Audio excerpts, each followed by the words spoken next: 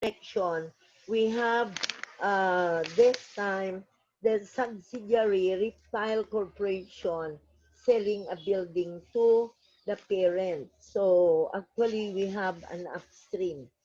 And the remaining life of the building is 10 years and no salvage value. And we are now given the separate balance sheets of Kestrel and Reptile on December 31, 2025, including the following balances. So we have the buildings and the accumulated depreciation accounts. The consolidated amounts for buildings and accumulated depreciation buildings that appeared respectively on the balance sheet at December 31, 2025 were. So in number 3, we have the combined building accounts for 650,000. Then we have to deduct the intercompany gain. The intercompany gain is equal to 30,000. 30 because the selling price is 80,000 and the book value is 50,000. So we have the intercompany gain of 30,000 deducted from 650,000. We have 620,000 as the consolidated amount for the buildings.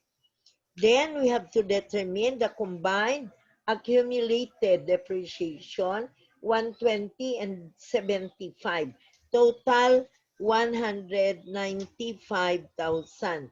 Then we have the piecemeal recognition of the gain, and we have the amount of 3,000.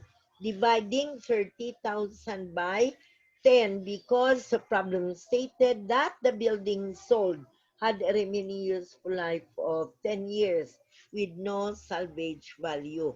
So we have the partial recognition of the gain or the piecemeal recognition or the amortization of the gain. So you get 3,000, 195,000 minus 3,000. You have your consolidated accumulated depreciation of 192,000. So your answer is 620,000 for the buildings consolidated amounts and for accumulated depreciation 192,000. So letter A. In number 4, Chain Company owned all of the voting common stock of Shannon Corporation. The corporation's balance sheets dated December 31, 2024 include the following balances for land, for Chain 416,000 and Shannon 256,000. On the original date of acquisition, the book value of Shannon's land was equal to its fair value. On April 4, 2025, Chain sold to Shannon a parcel of land with a book value of 65,000. The selling price was 83,000. There were no other transactions which affected the company's land accounts during 2025. What is the consolidated balance for land on the balance sheet for 20x5? So the one selling is Chain, being the parent, and Shannon, the buyer. Now, what is the consolidated balance for land in problem number 4? The amount of land that will be presented in the consolidated financial statement is the original cost of 416,000 plus 256,000. So we have now your land of 416,000 and 256,000.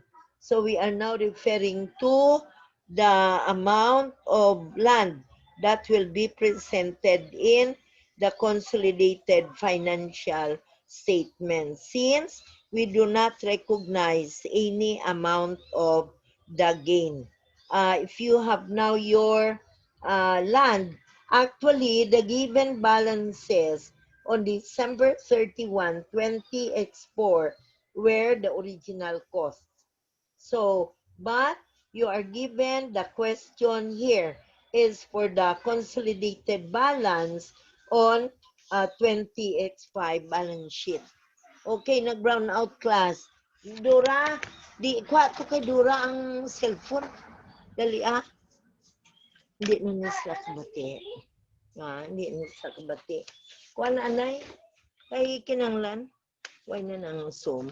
Kay karon kun reinstate ta, kay may si Dura. Ang Zoom ma-continue lang niya. Hindi mag-stop nga mabigyan naman tas puno, no? Oo.